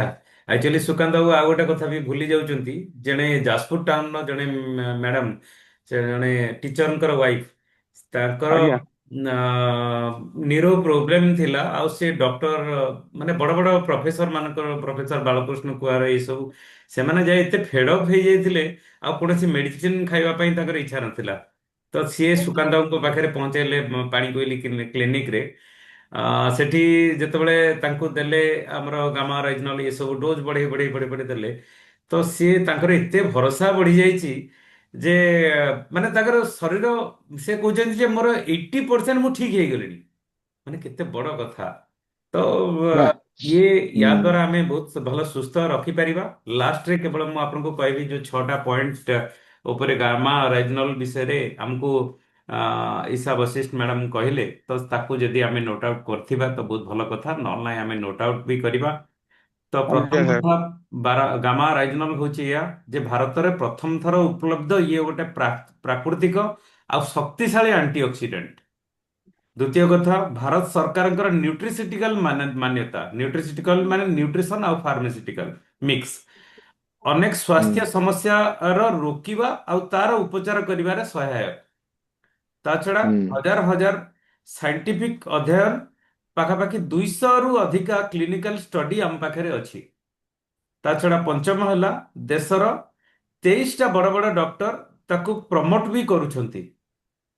ଷଷ୍ଠ ହେଲା, ଲକ୍ଷ ଲକ୍ଷ ଡେଲି ଲକ୍ଷ ଲକ୍ଷ ଲୋକ ଡେଲି 2ଟାରୁ 4ଟା କ୍ୟାପସୁଲ ଖାଇବା ଦ୍ୱାରା ରୋଗମୁକ୍ତ ହଉଛନ୍ତି। ଏ 6ଟା ପଏଣ୍ଟ ଯଦି ଆମେ ମନେ ରଖିଦବା, ଲୋକଙ୍କୁ କହିବା, ଲୋକ ପଚାରିବେ ଗାମା ରାଇଜିନଲ କଣ, ତାହେଲେ ଆମେ ଏଇ 6ଟା ପଏଣ୍ଟ କହିଲେ ତ ଆମେ ବହୁତ ବି ହେଇପାରିବା, ଆମେ ରୋଗମୁକ୍ତ ରଖିପାରିବା।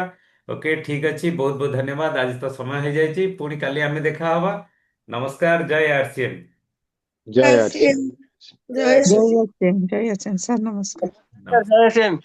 ଜୟ ଆରସିଏମ। ନମସ୍କାର ନମସ୍କାର।